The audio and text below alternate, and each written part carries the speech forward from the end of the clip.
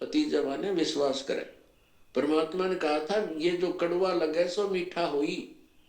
आज आपके गले नहीं उतरी ये बात कि मैं सबका गुरु हूं, मैं सदगुरु हूं, वो अलग बात है, लेकिन कड़वा लगे सो मीठा हुई, हमारी बात भतीजे तो विश्वास करो, मैं जो बता रहा हूं इस पर करके देखो, अध्ययन करो, सदग्रंथों को चेक करो, फिर ये बात आपको सच्ची महसूस होगी जो दास ने अभी कहा था।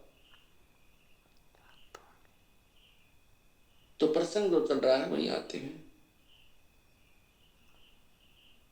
ये जितने भी हैं, विशेषकर राधा स्वामी पंथ, जय गुरुदेव पंथ, ये सच्चा सौदा सरसा वाले और जगमाल वाली वाले और ये ठाकुर जी वाले, एक दनोद भिवाड़ी वाले, ये सारे नरे बबुल के पेड़ उग गए।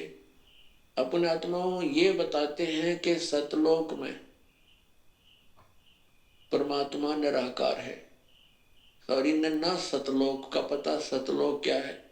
कहते वही सतलोक, वही सतनाम, वही सार नाम, वही सार शब्द और वही सतपुरुष। वो सतलोक ही है, वो निराकार है, चेतन प्रकाश है।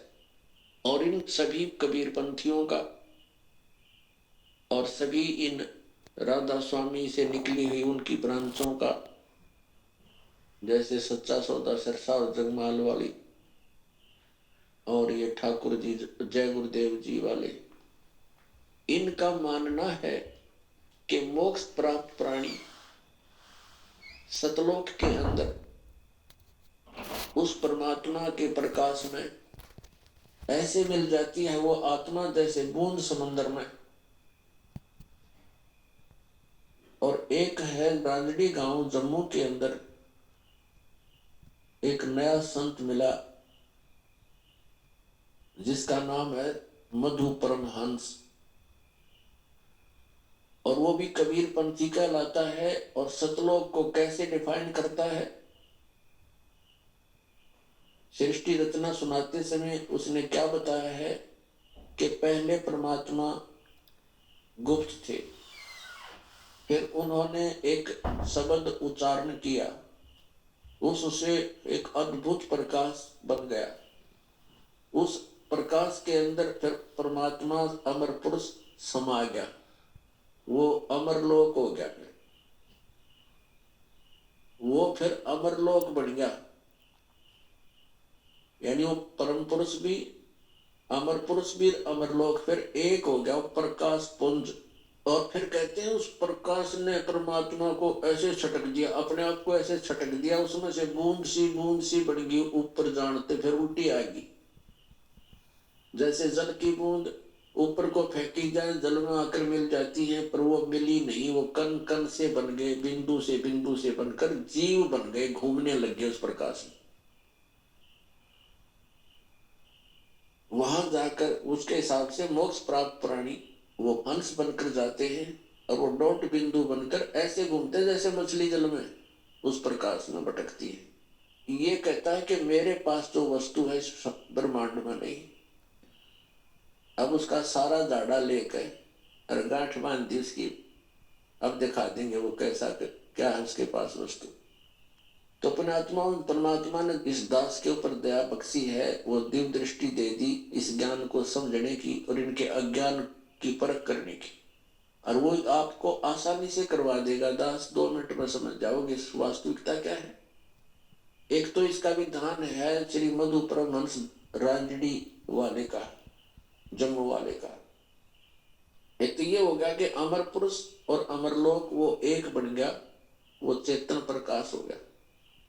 और फिर उनका सार नाम भी, आदि नाम भी और सार शब्द भी, विधेय शब्द भी, वो अमर पुरुष ही है।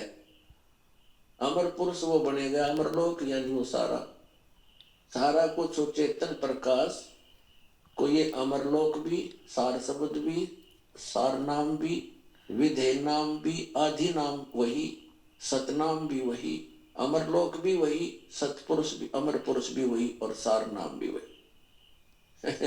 आ गया वहीं जहां से शुरू हुए थे। हे भगवान, ये भोली आत्माओं को क्या पता भी महात्मा जी पहुंचे होंगे, सतलोक देख कर आएंगे। खग देखा उन्हें सतलोक के अंदर, ऐसी ही सृष्टि है। ऐसे ही मनुष्य वह पशु पक्षी नहीं है, ये कीड़े मकोड़े नहीं है जो वहाँ सदाबहार वृक्ष है और सदाबहार वहाँ के का जो किस्म सेब संतरे और फल फूल फ्रूट सारे सदाबहार हैं।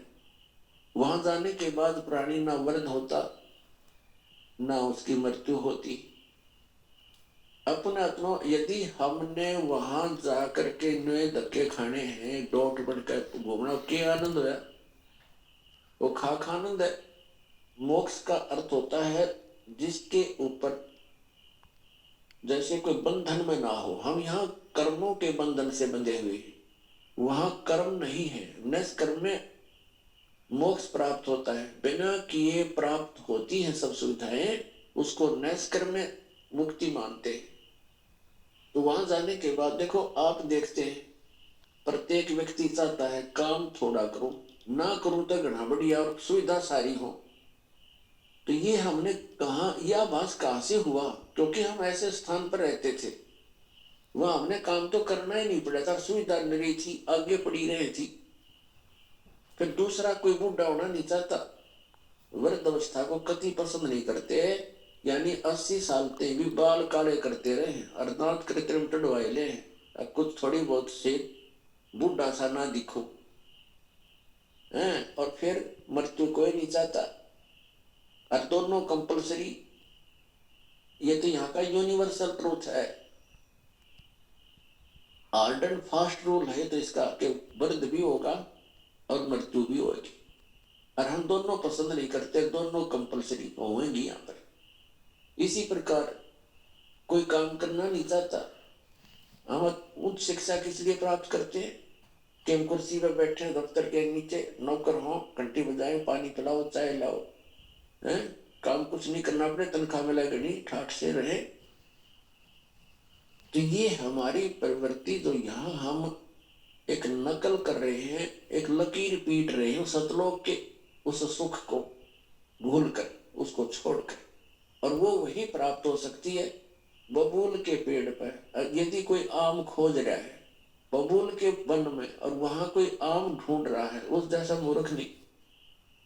तो हम इस बबूल के वन में, इस काल के लोक में, और वो सुख खोज रहे हैं सतलोक वाले। यहाँ के स्वर्ग महास्वर्ग में भी वो सुख नहीं है। तो वो बातें परमात्मा ने हमें याद दिलाई है। तो प्रसंग चल रहा है कि सतलोक के अंदर आपको मनुष्य शरीर मिलेगा। वहां 3 पोर्शन है सतलोक के। जैसे अपने कैपिटल है, राजधानी है दिल्ली, और दिल्ली एक स्टेट भी है। तो दिल्ली का जो बाह्य दिल्ली है, ग्रामीण क्षेत्र है जो, वो तो समझो बाहर की दिल्ली। फिर बीच का बाजार आ गया, और फिर प्रधानमंत्री यानी अपना सेक्रेटरिएट जो राजधानी स्थल है। ऐसे ही वहां का विभाजन है। तो बाह्य जो क्षेत्र है कति बाहर की साइड का सतलोक का, उसमें बाग बगीचे, फल, झरने, नदियां बह रही है। उसके नेक्स्ट जो सेकंड पोर्शन है, उसके अंदर पूरे आपके बहुत सुंदर सुंदर महल बने हुए जो खाली पड़े हैं, जहां से आप आए हो छोड़कर। एक एक परिवार का पूरा द्वीप है। जैसे आप किसी भी अधिकारी, कर्मचारी या पैसे वाले सेठ के मकान को देखोगे, वो क्या बनाता है? बड़ी कोठी हो, एक अच्छा आगे आंगन हो, लान जिसे बोलते हैं, और उसके अंदर फल फ्रूटों के पौधे पादे लगे हों, बगीची बनी हो, झरना लगा रखा हो, तालाब हो।